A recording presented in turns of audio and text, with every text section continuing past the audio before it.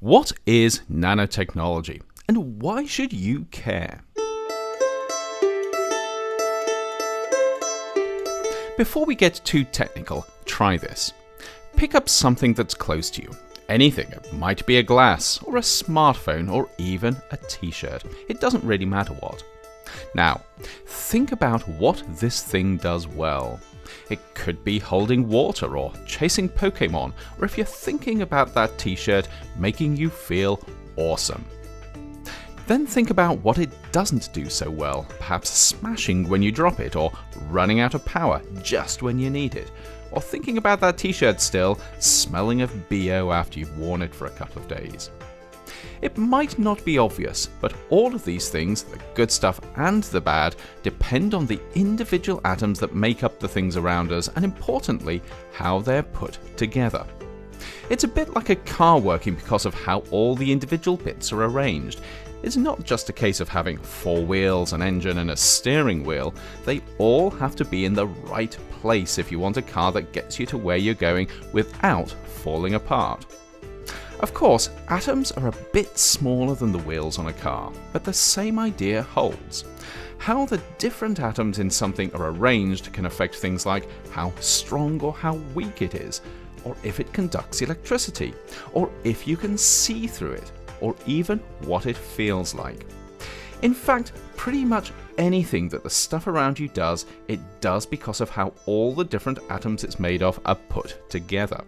And this includes the things that you don't want stuff to do, like breaking, or smelling, or running out of power.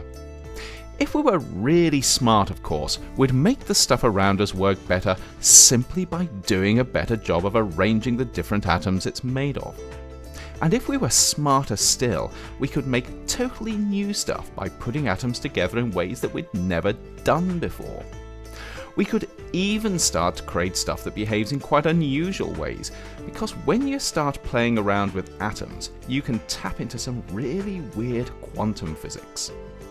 The trouble is, atoms are really small, more than 1,000,000 times smaller than the tip of your pinky finger, and that means they're not that easy to work with. But over the past few years, scientists and engineers have become increasingly good at designing and engineering materials down at the level of atoms or small groups of atoms. And because this new technology involved doing stuff at such a minute scale, it's called nanotechnology. Using their new skills, nanotechnologists are beginning to do cool stuff like creating materials that are really good at turning sunlight into energy, or using nanoscopically small particles to deliver anti-cancer drugs, or even turning polluted water into drinkable water.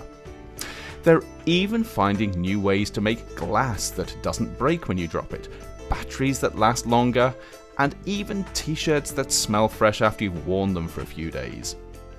This is really powerful tech. It's helping us to do stuff we couldn't even dream of just a few years ago. But because nanotechnology is so powerful, we need to be really careful how we use it, just in case we end up causing more problems than we solve.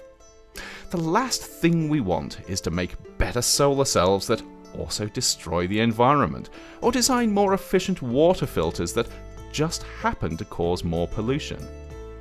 Because of this, scientists and others are working hard to make sure we develop and use nanotechnology responsibly. But this isn't just down to nanotechnologists.